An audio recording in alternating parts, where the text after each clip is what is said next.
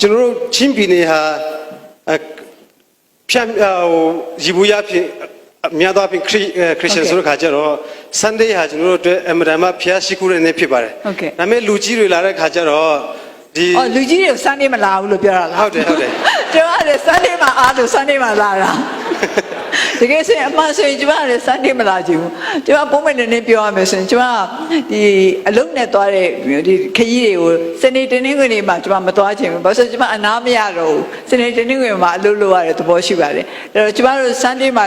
လာတဲ့အတွက်တောင်းပန်ပါတယ်ကျွန်မတို့လည်းဒီခရိယန်များအတွက်အနှောက်အယှက်မဖြစ်စေချင်ပါဘူးဒါပေမဲ့ကျွန်မတို့ကလည်းတခြားအစီအစဉ်တွေနဲ့တခြားလုပ်ငန်းတွေနဲ့ညှိပြီးတော့လုပ်ရလို့အဲ့ဒါလိုဖြစ်တာပါနောက်ပြီးတော့တောင်းပန်ပါတယ်နောက်ကြလို့ရှိရင်သတိပြုပြီးတော့ Sunday မှာမလာပါဘူးကြားပါကျွန်တော်တို့ခီးစင်တွေကိုစီစဉ်တဲ့လူတွေကြားပါတယ်နော် Sunday ဆိုရင်ခီးမထွက်တယ်ဘူးကျွန်မလည်းမထွက်ချင်ဘူး